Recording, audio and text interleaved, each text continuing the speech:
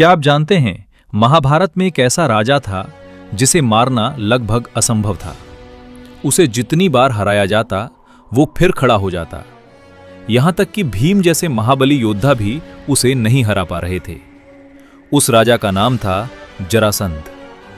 लेकिन उसकी असली शक्ति उसकी सेना नहीं, बल्कि उसका जन्म का रहस्य था। जरासंध के पिता मगध के राजा बृहद्रथ थे। उनकी कोई संतान नहीं थी। एक दिन एक ऋषि ने उन्हें एक दिव्य फल दिया और कहा, इसे अपनी रानी को खिला दो, तुम्हें पुत्र मिलेगा। राजा की 2 रानियां थीं। उन्होंने फल के 2 टुकड़े करके दोनों को खिला दिया। समय आने पर दोनों रानियों ने आधा आधा बच्चे को जन्म दिया। ये देखकर राजा डर गए। उन्होंने उन दोनों हिस्सों को जंगल में फेंकवा दिया। तभी वहां एक राक्षसी आई जिसका नाम जरा था। उसने दोनों टुकड़ों को जोड़ दिया। जैसे ही दोनों हिस्से जुड़े, बच्चा जीवित हो गया। इसलिए उसका नाम पड़ा जरासंध, यानी जरा द्वारा जोड़ा गया। समय बीता, जरासंध बड़ा हुआ और बहुत शक्तिशाली राजा बना। लेकिन उसके अंदर अहंकार भर गया। उसने 86 राजाओं को कैद कर लिया। वो 100 राजाओं की बलि देकर अजय बनना चाहता था।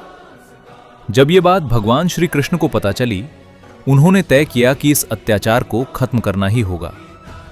लेकिन जरासंध की सेना बहुत बड़ी थी।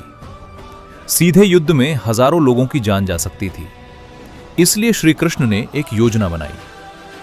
वो भीम और अर्जुन के साथ ब्राह्मण बनकर उसके महल पहुंचे। जरासंध ने उनका स्वागत किया और कहा, बताइए क्या चाहिए। तब श्री कृष्ण ने कहा, हमें युद्ध चाहिए। जरासंध समझ गया कि ये कोई साधारण लोग नहीं हैं। उसने भीम को चुना क्योंकि वही उसकी बराबरी कर सकते थे। फिर शुरू हुआ महाभारत का एक सबसे भयंकर युद्ध। भीम और जरासंध के बीच कुश्ती शुरू हुई। 1 दिन, 2 दिन, 7 दिन, 14 दिनों तक लगातार युद्ध चलता रहा। धरती कांपने लगी, महल की दीवारें हिलने लगी। लेकिन एक अजीब बात हो रही थी। भीम जितनी बार जरासंध को गिराते, वो फिर खड़ा हो जाता। भीम थकने लगे। उन्हें समझ नहीं आ रहा था कि इसे कैसे हराया जाए।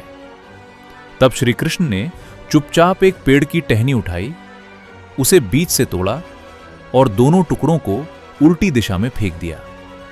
यह एक संकेत था। भीम तुरंत समझ गए। उन्होंने जरासंध को उठाया, पूरी ताकत से उसके शरीर को 2 हिस्सों में फाड़ दिया और दोनों भागों को उल्टी दिशा में फेंक दिया। इस बार वो दोबारा नहीं जुड़ पाया।